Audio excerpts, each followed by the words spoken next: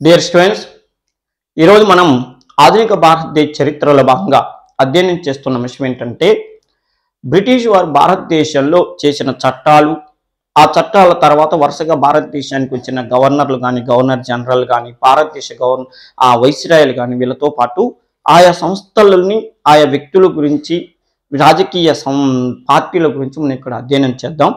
పర్టికులర్గా ఇక్కడ విద్యార్థులు గుర్తుపెట్టుకోవాల్సిన ఒక ముఖ్యమైన విషయం ఏంటంటమ్మా, ఏ పోటీ పరీక్షలకైనా జనరల్ స్టడీస్ విభాగంలో హిస్టరీ జాబితాకు సంబంధించి ఆధునిక భారతదేశ చరిత్ర చాలా కీలకమైనటువంటి పాత్ర పోషిస్తుంది. అందుకని నేను వరుసగా ముందు మీకు ఆధునిక భారతదేశ చరిత్ర గురించి ఎక్స్ప్లెయిన్ చేస్తున్నాను. ఆ తర్వాత మిడివల్ హిస్టరీ, ఏన్షియంట్ హిస్టరీ గురించి కూడా తర్వాత చెప్తాను. రెండో విషయం ఏంటంటే, ఇక్కడ మీరు ఇంకొక విషయాన్ని గమనించాల్సిన విషయం ఏంటంటే, ఒక పాఠానికి సంబంధించిన బిట్లని మనం ఒక 50 బిట్లు ఇక్కడ ఎక్స్ప్లెయిన్ చేసుకోకూడదు. ఎందుకంటే ఒక 50 బిట్లు ఎక్స్ప్లెయిన్ చేయాలంటే కనీసం ఒక గంట, గంటన్నర లేదా 2 గంటలు పడింది అనుకోండి. ఆ 2 గంటల వీడియో క్లాస్ కనుక మీరు వింటే ఆ సబ్జెక్టు మీదనే మీకు అవగాహన, అంటే ఆ టాపిక్ మీదనే, ఉదాహరణకు సింధు నాగరికత గురించి మనం ఒక 50 బిట్లు అని చెప్పుకుంటే, సింధు నాగరికత గురించి 2 గంటల పాటు వీడియో వింటే మీకు అసలు ఎగ్జామ్లో సింధు నాగరికత మీద మహా అంటే 1 నుంచి 2 బిట్లు అడుగుతాడు. అదే ఇక్కడ కలగూర గంప అంటే ఆ టాపిక్ నుంచి ఒకటి, ఈ టాపిక్ నుంచి ఒకటి, అట్లా మనం ఇక్కడ ఎక్స్ప్లెయిన్ చేసుకోవటం వల్ల ఏమవుతుందంటే అన్ని టాపికుల మీద సమగ్రమైన అవగాహన రావడానికి అవకాశం ఉంటుంది. రెండో విషయం ఏంటంటే, మీరు ఇక్కడ బాగా గమనించాల్సింది ఏంటంటే, నేను ఆ బిట్టుని బిట్టుగానే కాకుండా దాని పూర్వ చరిత్రను అటు ఇటు ఎక్స్ప్లెయిన్ చేస్తున్నాను కాబట్టి మీకు ప్రతి టాపిక్ మీద అవగాహన వస్తుంది. అసలు ఎగ్జామ్కి వెళ్ళేటప్పుడు ఇలాంటివి మీకు చాలా ఉపయోగపడతాయని చెప్పి నేను మాట ఇస్తున్నాను. ఓకేనా? ఇప్పుడు చూడండి, భారతదేశంలో ఫ్రెంచి వారు ఈ యుద్ధం తర్వాత తమ అధికారాన్ని కోల్పోయింది అన్నారు. భారతదేశంలో ఫ్రెంచి వారు ఈ యుద్ధం అంటే మొత్తం 3 యుద్ధాలు చెప్పాలి. ఒకటేమో చందుర్తి యుద్ధం అంటేనేమో ఒక యుద్ధం గుర్తుకొస్తుంది, ఇది 1758లో జరిగింది. రెండో యుద్ధం అంటేనేమో వాందీవాసి యుద్ధం అంటారు, ఈ యుద్ధం 1760లో జరిగింది. మూడోదేమో మూడో కర్ణాటక యుద్ధం అంటారు, మూడవ కర్ణాటక యుద్ధం అనే పేరుతో పిలుస్తారు. మిమ్మల్ని కన్ఫ్యూజ్ చేయడానికి 3 రకాలుగా అడుగుతాడు. చూడండి, భారతదేశంలో ఫ్రెంచి వారి ప్రాబల్యం పూర్తిగా పోయిన యుద్ధం అంటేనేమో మూడో కర్ణాటక యుద్ధం పెట్టండి. ఓకేనా? మూడో కర్ణాటక యుద్ధం 1756 నుంచి 63 వరకు జరిగింది కదా, 7 సంవత్సరాల యుద్ధం. దాన్ని చెప్పండి. ఇంకో ముఖ్యమైన విషయం ఏంటంటే, ఒకవేళ పర్టికులర్గా మన ఆంధ్రదేశంలో లేదా తెలుగు ప్రాంతంలో ఫ్రెంచి వాళ్ళ పలుకుబడి పూర్తిగా పోయిన యుద్ధం అంటేనేమో చందుర్తి యుద్ధం పెట్టండి 1758లో. ఓకేనా? నెక్స్ట్, అసలు దక్షిణ భారతదేశంలో ఫ్రెంచి వారు పూర్తిగా ఓడిపోయిన చివరి యుద్ధం అంటేనేమో వాందీవాసి యుద్ధం పెడతారు. ఓకేనా? ఆంధ్రదేశంలో పూర్తిగా ఓడిపోయింది, దక్షిణ భారతదేశంలో ఓడిపోయిన యుద్ధం, భారతదేశంలో పూర్తిగా ఓడిపోయిన యుద్ధంగా మూడో కర్ణాటక యుద్ధాన్ని చెప్తారు. ఓకే కదా? ఇక్కడ ఆన్సర్ చూడండి, మూడో కర్ణాటక యుద్ధం. నెక్స్ట్, బెంగాలు, బీహారు, ఒరిస్సాలలో పన్ను వసూలు చేసే అధికారాన్ని దాన్ని ఏమంటారంటే దివానీ అధికారం అంటారు. ఏ మొఘలు అంటే మొఘల్ చక్రవర్తి రెండో షా ఆలం నుండి కంపెనీకి దత్తం చేసింది. ఏ కంపెనీకి?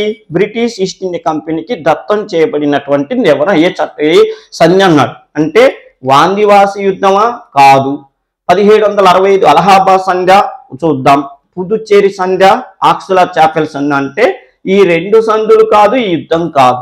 భారతదేశంలో దివానీ అధికారం, ఇప్పుడు నేను చెప్పిన బీహార్, బెంగాల్, ఒరిస్సా ఈ ప్రాంతాల్లో దివానీ అధికారాన్ని పొందిన సంధి 1765 అలహాబాద్ సంధి. ఇక్కడ చూడండి, ఈ సంధి ఏ ఫలితంగా జరిగిందో మీకు తెలుసు, బాక్సర్ యుద్ధ ఫలితంగా జరిగింది. బాక్సర్ యుద్ధం 1764 సంవత్సరం అక్టోబర్ 22వ తారీఖు నాడు జరిగింది. ఈ 2వ తారీఖు నాడు జరిగిన సంధి ప్రకారంగా యుద్ధంలో ఓడిపోయారు మనోళ్ళు. ఎవరు? అయోధ్య చక్రవర్తి ఓడిపోయిండు, మొఘల్ చక్రవర్తి ఓడిపోయిండు, అప్పటి బెంగాల్ చక్రవర్తిగా ఉండి పదవిని కోల్పోయినటువంటి మీర్ కాసిం ఓడిపోయిండు. ఈ యుద్ధం ఇక్కడ చూడండి, యుద్ధం జరిగేటప్పుడు బెంగాల్ గవర్నర్ ఎవరంటే వాన్ స్టార్ట్ అనే వ్యక్తి ఉన్నాడు. వాన్ స్టార్ట్ మరి స్వదేశీ చక్రవర్తిని ఓడించినటువంటి టైంలో గవర్నర్, బెంగాల్ గవర్నర్ అంటేనే వాన్ స్టార్ట్ అంటాం. మరి అప్పుడు సేనాపతి ఎవరు? సేనాపతి, అప్పుడు బ్రిటిష్ సేనాపతి ఎవరంటేనేమో హెక్టార్ మన్రో. హెక్టార్ మన్రో అనే వ్యక్తి, ఇలా బాగా గుర్తుపెట్టుకోండి, ఓకేనా? Hector Munro. ఇంకో విషయం ఏంటంటే ఓడిపోయిన స్వదేశీ చక్రవర్తులతో 1765లో మళ్ళీ అప్పుడు బెంగాల్ గవర్నర్ గా చూడండి, వాన్ స్టార్ట్ వెళ్ళిన తర్వాత మళ్ళీ భారతదేశానికి బెంగాల్ గవర్నర్ గా రాబర్ట్ క్లైవ్ అనే వ్యక్తి వచ్చింది. ఈ రాబర్ట్ క్లైవ్ 1765 పర్టికులర్ గా 1765 సంవత్సరం ఆగస్టు 14వ తారీఖు నాడు అలహాబాద్ సంధి చేసుకున్నాడు. ఓకే కదా, అది మీరు గుర్తుపెట్టుకోండి. దీన్ని దివానీ అధికారం అంటారు. నెక్స్ట్, ఆంగ్లేయులు బెంగాల్, బీహార్, ఒరిస్సాలో దివానీ అధికారం ఏ యుద్ధం ద్వారా సంపాదించారండి? ఒకవేళ యుద్ధం అంటేనేమో ఇక బాక్సార్ యుద్ధం అని గుర్తుపెట్టుకోండి, ఇప్పుడే ఎక్స్ప్లెయిన్ చేశాను కాబట్టి. నెక్స్ట్ చూడండి, క్లైవ్ ఆంగ్లేయుల అధికారాన్ని ఈ యుద్ధం తర్వాత స్థాపించడం జరిగింది అన్నాడు. క్లైవ్ భారతదేశ రాబర్ట్ క్లైవ్ ఆంగ్లేయుల అధికారం ఏ యుద్ధము? ప్లాసీ యుద్ధం. మండ గుర్తు పెట్టుకోండి. భారతదేశంలో బ్రిటిష్ ఈస్ట్ ఇండియా కంపెనీని స్థిరపరిచింది, అసలు వాళ్ళు వెనక్కి తిరిగి చూసుకోకుండా చేసిన యుద్ధం ఏదంటే 1757 ప్లాసీ యుద్ధం అనే పేరుతో చెప్తారు. ఇక్కడ పర్టికులర్ గా గుర్తుపెట్టుకోవాల్సిన ఇంకో విషయం ఏంటంటే దీని మీద భిన్న కథనాలు చెప్తారు. ఏంటంటే మన భారతదేశంలో మన సిలబస్లలో, అంటే మన తెలుగు పుస్తకాలలో, మన ఇండియన్ రచయితలు రాసిన పుస్తకాలలోనూ ఏమని ఉంటుందంటే సిరాజ్ దౌలా అనే ఒక గొప్ప దేశభక్తుని రాబర్ట్ క్లైవ్ అనే ఒక దుర్మార్గుడు ఓడించి బెంగాల్లో బ్రిటిష్ అధికార స్థాపన చేసిండు. సిరాజ్ దౌలాని నమ్మించి మోసం చేసిన వ్యక్తి మీర్ జాఫర్, మీరాన్. సిరాజ్ దౌలాని మీర్ జాఫర్ కుమారుడైన మీరాను, రాబర్ట్ క్లైవ్ వీళ్ళందరూ కలిసి ఒక గూడు పుట్టాన్ని చేసి వాడిని చంపారని చెప్తారు. కానీ అసలు చరిత్రని బ్రిటిష్ వాళ్ళు చేసిన పరిశోధన ప్రకారంగా అక్కడ జరిగిన స్టోరీ ఏదని చెప్తారంటే సిరాజ్ దౌలా వీళ్ళంతా కూడా ఒక అలీబాబా అరడజన్ దొంగల్లాగా ఆ ఏరియాలో వాళ్ళలో వాళ్ళు తన్నుకోవటం, ఆ నవాబుకి ఈ నవాబుకి అసలు పడక వాళ్ళలో వాళ్ళు తన్నుకొని ఆ తన్నుకోవటానికి డబ్బుల కోసం ఏం చేసేవాళ్ళంటే అక్కడున్న సామాన్య ప్రజల మీద వెళ్ళి వాళ్ళని కొట్టటం, వాళ్ళ దగ్గర నుంచి డబ్బులు రాబట్టడం.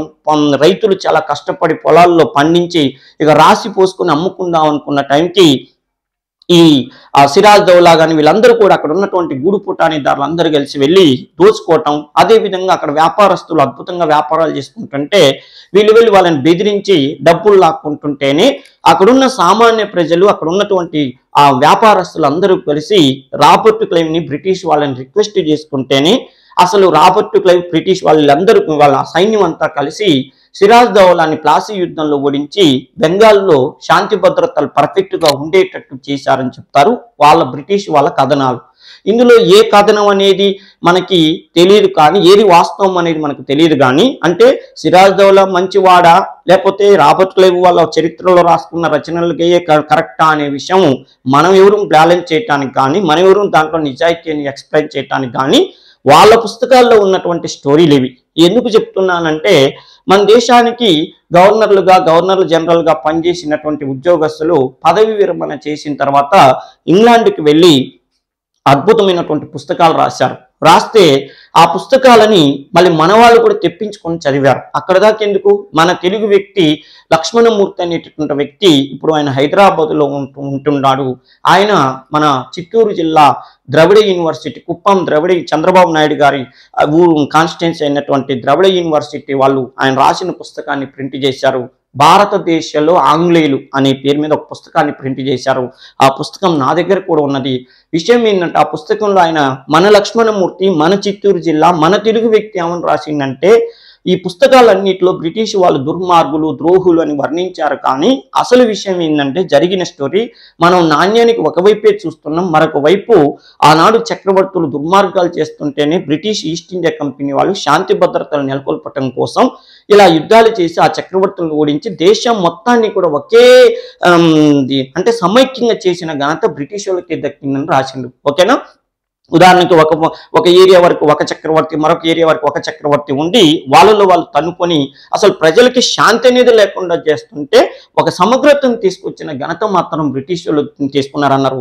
అయితే విషయం ఏంటంటే అందులో వాళ్ళ స్వార్థం ఎంతో కొంత లేకపోలేదు, కానీ మన లక్ష్మణమూర్తి గారు రాసిన పుస్తకం మాత్రం అలా ఉన్నది. ఆయా సందర్భాల్లో ఆయన రాసిన విషయాలను కూడా మీకు ఎక్స్ప్లెయిన్ చేస్తుంటాను.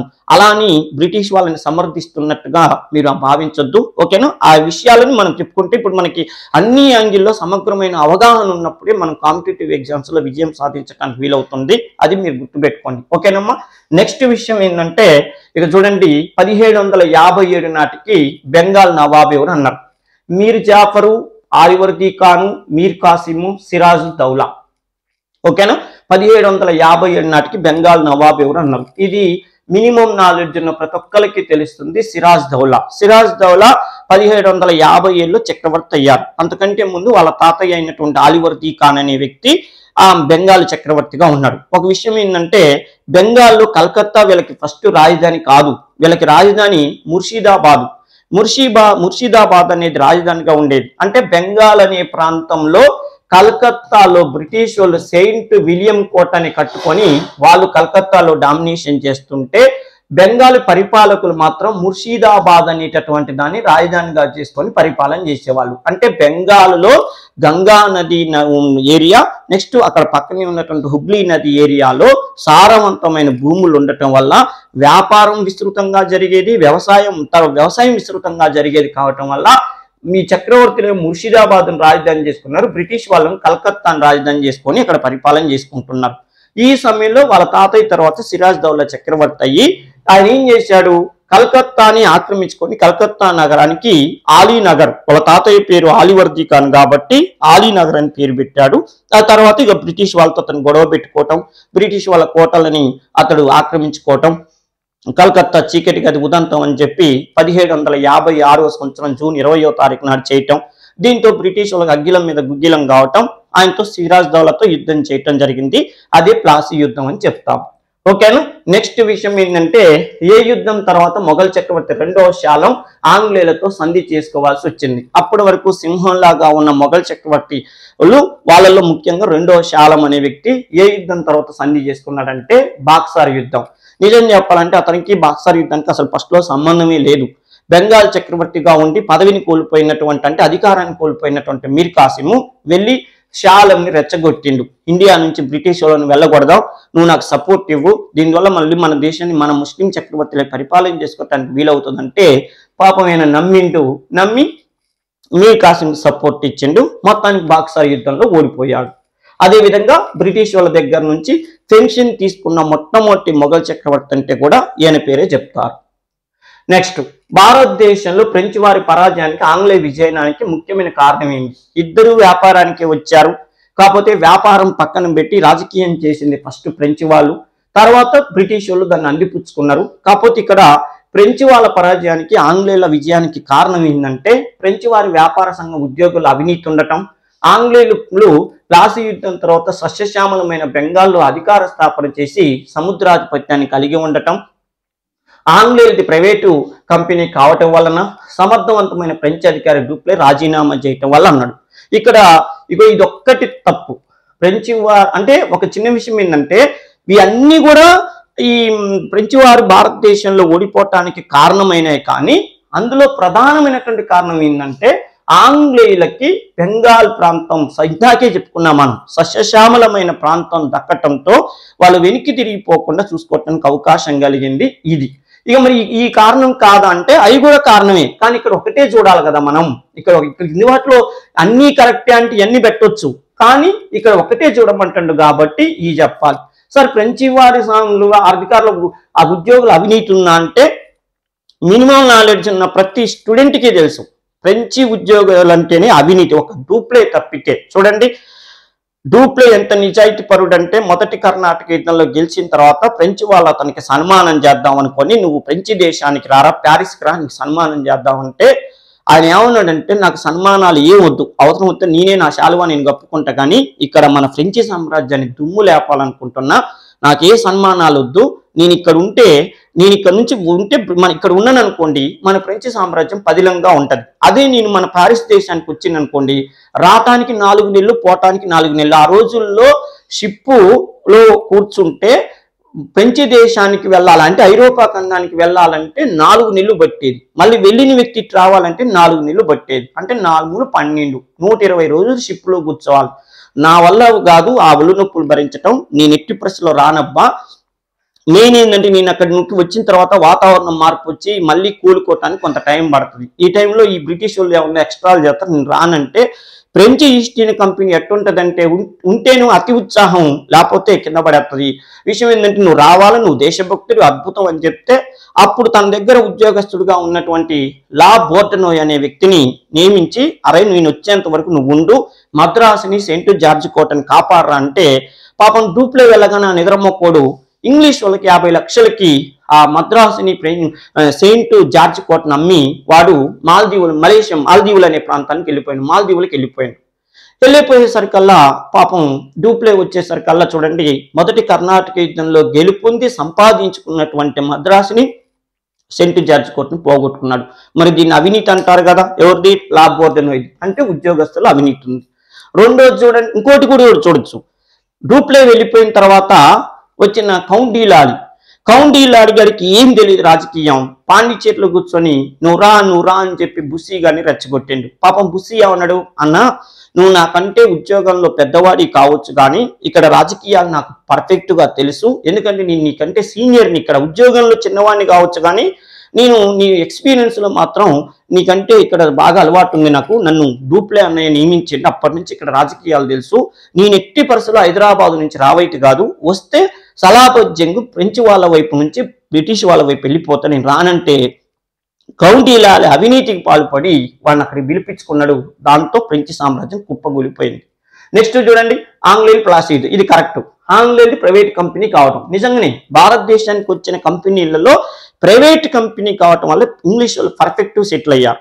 ఎందుకో తెలుసా, ఒక ప్రైవేట్ వ్యక్తి నిర్ణయం తీసుకునేది కరెక్ట్గా ఉంటుంది. అదే గవర్నమెంట్ వ్యక్తులు నిర్ణయం తీసుకోవాలంటే, ఉదాహరణకు ₹1 కోటి ఒక గవర్నమెంట్ వ్యక్తి ఖర్చు పెట్టాలంటే, ఉదాహరణకి ఒక మినిస్టర్ కానీ సీఎం కానీ ఏదైనా బజార్కి రోడ్డు వేయించాలంటే ఆ ₹1 కోటి ఖర్చు అవుతుందంటే ఆ ₹1 కోటి ఎమ్మటి అని అనౌన్స్మెంట్ చేస్తే అది ఆర్థిక శాఖ క్లియరెన్స్ ఇవ్వాలా, డబ్బులు ఉండాలా, అంత అయిపోయినాక టెండర్లు పిలిచి కాంట్రాక్టర్ కప్పచెప్పేసరికల్లా 2-3 సంవత్సరాలు పడుతుంది ఆ రోడ్డు వేసేసరికి. అదే ఒక ప్రైవేట్ వ్యక్తికి ఒక బజార్లో రోడ్డు వేయాలనుకుంటాను, ఉదాహరణకి మన ధీరుభాయ్ అంబానీ కొడుకు ముఖేష్ అంబానీకి కనుక ఆలోచన వచ్చింది, ఒక బజార్కి రోడ్డు వేసి వాళ్ళ నాన్న పేరు పెట్టాలనుకుంటే ఏముంది, గవర్నమెంట్ చెప్తాడు డబ్బు నేనే పెట్టుకుంటాబ్బా మీరు పర్మిషన్ ఇచ్చంటే, నువ్వు చేస్తానంటే మీ వద్దుకు ఎందుకు వద్దంటారా అంటే తెల్లారసరికి చూడు శ్రీమంతుడి సినిమాలో మహేష్ బాబు ఇప్పించినట్టు రోడ్లు ఇప్పించవచ్చు. అంటే ఒక ప్రైవేటు వ్యక్తి తీసుకునే నిర్ణయం అనేది ఎమ్మటే ఉంటుంది, గవర్నమెంట్ వాళ్ళు తీసుకునే నిర్ణయం అంతా కింద అధికారి పై అధికారి ఆ పై అధికారి చెప్పేసరికల్లా పుణ్యకాలం గట్టే కొద్దీ.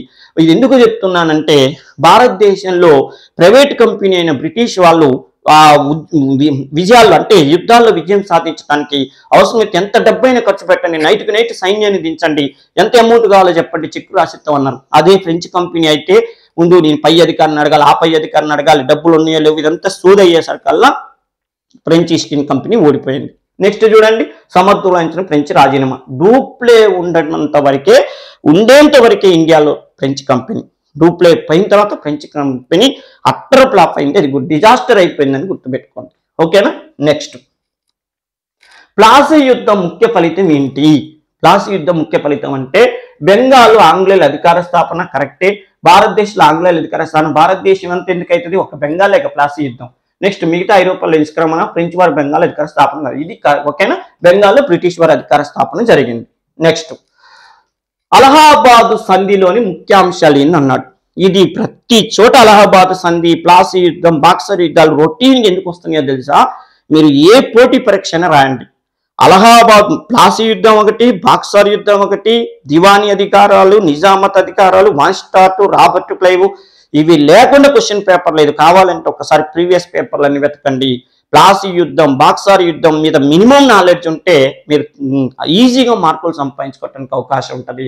దేశం మొత్తం మీద ద్వంద్వ పరిపాలన విధానం వచ్చిందా? లేదు. అలహాబాద్ సంధి వల్ల కొన్ని ఏరియాకే వచ్చింది కానీ దేశం మొత్తం రాలేదు.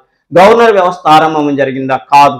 దివానీ అధికారాన్ని ఆంగ్లేయులు పొందారు. దివానీ అధికారం అంటే భూమి శిస్తు వసూలు చేసుకునే అధికారం పొందారు. ఈ అధికారమే అసలు అధికారం. అక్కడ అర్థమైందా? ఈ అధికారాన్ని పొందబట్టే బ్రిటిష్ వాళ్ళకి కాలం కలిసి వచ్చింది. ఒక విధంగా చెప్పాలంటే భారతదేశానికి బ్రిటిష్ వాళ్ళు వచ్చినటువంటి టైంలో వాళ్ళు వేసినటువంటి అడుగులే వాళ్ళ విజయానికి కారణాలని. వాళ్ళు ఏం చేశారు, అతిగా తొందర వాళ్ళే. చూడండి, పోర్చుగీస్ వాళ్ళు వచ్చారు, ఫ్రెంచ్ వాళ్ళు వచ్చారు, డచ్ వాళ్ళు వచ్చారు, డెన్ వాళ్ళు వచ్చారు.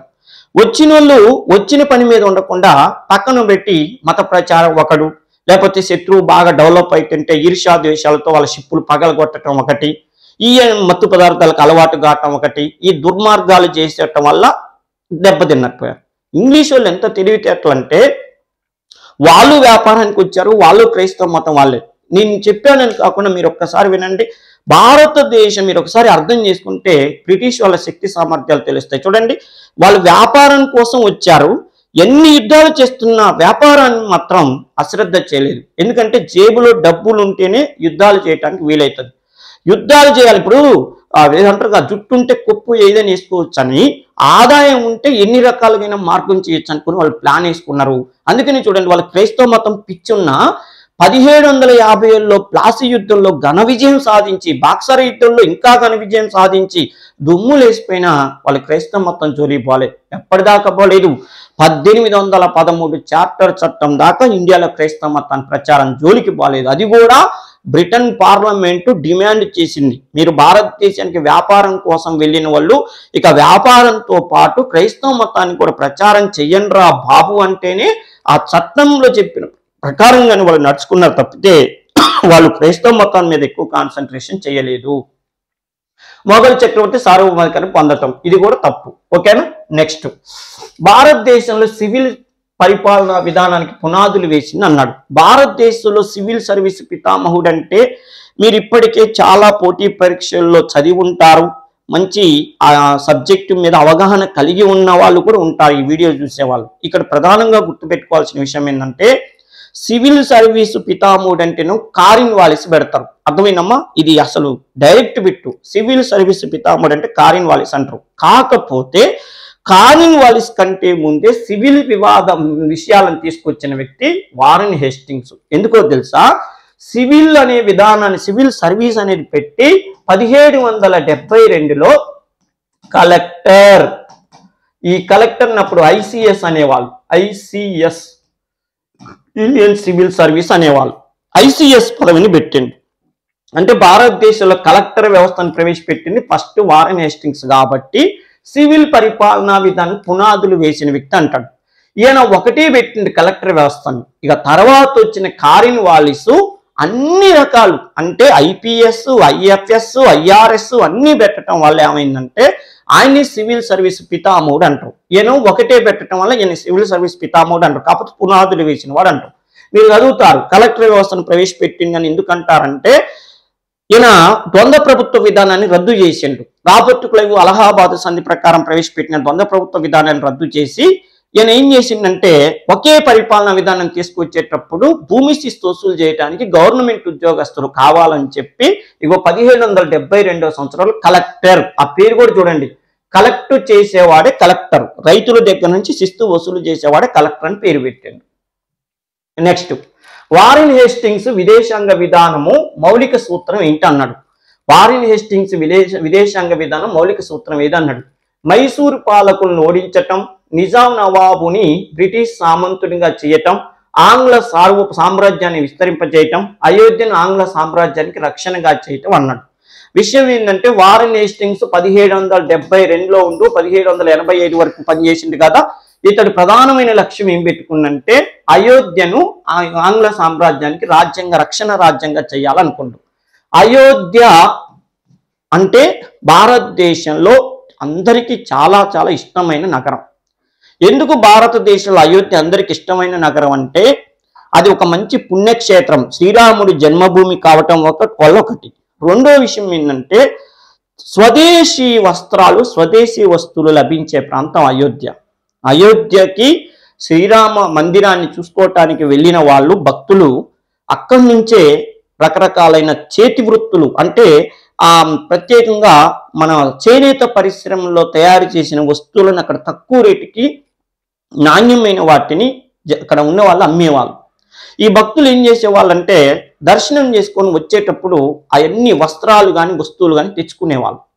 దీనివల్ల బ్రిటిష్ వాళ్ళకి పెద్ద తలకాయ నొప్పి పట్టుకుంది. ఏం చేస్తారంటే భారతదేశంలో ధనికులైనటువంటి వాళ్ళందరూ కూడా ఆ అయోధ్య వస్త్రాలని కొంటున్నారు. ఈ బ్రిటిష్ వాళ్ళు తీసుకొస్తున్న నాసిరకమైనటువంటి వస్తువులు వస్త్రాలు కొనకపోతే ఆదాయం దెబ్బతింటుందని చెప్పి వాళ్ళు చేసిన దుర్మార్గం ఏంటంటే అయోధ్యని వాళ్ళ రాజ్యంలో కలుపుకొని అక్కడ చక్రవర్తిని లేకుండా చేసినవనుకోండి, అక్కడ చేనేత వస్త్రాలు ఇవన్నీ కూడా అమ్ముడు పోకుండా ఉంటే ప్రజలు ఏం చేస్తారు, ఆల్టర్నేటివ్ మార్గం ద్వారా మన వస్తువులు అమ్ముతారు. ఉదాహరణకి కూల్ డ్రింక్ లేకుండా కొబ్బరి నీళ్ళు ఉన్నాయనుకోండి, అందరు కొబ్బరి నీళ్ళు తాగుతారు.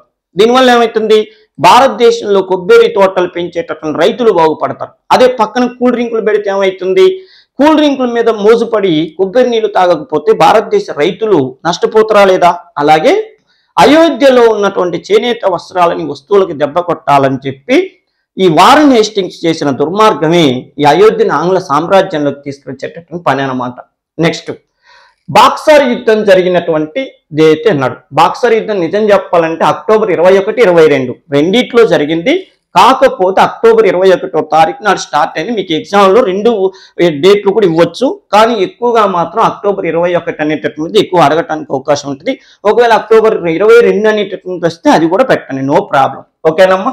నెక్స్ట్, మొదటి మరాఠా యుద్ధము ఏ గవర్నర్ జనరల్ కాలంలో జరిగింది అన్నాడు. అంటే Hardinge, William Bentinck, Cornwallis, Warren Hastings. అంటే చూడండి, మొదటి ఆంగ్లో మరాఠా యుద్ధం 1775 నుంచి 1782 వరకు జరిగింది. ఇది వారన్ హేస్టింగ్స్ కాలంలో జరిగింది. అప్పుడు మరాఠాకి సైనిక నాయకత్వం వహించిన వ్యక్తి నానా ఫడ్నవీస్. నానా ఫడ్నవీస్ అనే వ్యక్తిని మహారాష్ట్ర మ్యాకియావెల్లి అనే పేరుతో పిలుస్తారు. అంటే గొప్ప దేశభక్తుడు మ్యాకియావెల్లి. ఆయనతో నానా ఫడ్నవీస్ అనే దేశభక్తిని పిలిచేవాళ్ళు. ఈ నానా ఫడ్నవీస్ మహారాష్ట్ర సైన్యానికి, బ్రిటిష్ వాళ్ళకేమో ప్రత్యేకంగా అప్పుడు గవర్నర్ జనరల్ గా వారన్ హేస్టింగ్స్ ఉన్నారు. యుద్ధంలో ఎవరు గెలిచారంటే మహారాష్ట్రలో గెలిచారు. ఓకేనా. నెక్స్ట్, రోహిల్లా యుద్ధం జరిగిన సంవత్సరం ఏది అన్నాడు. రోహిల్లా యుద్ధం జరిగినటువంటి సంవత్సరం అంటే 1773లో.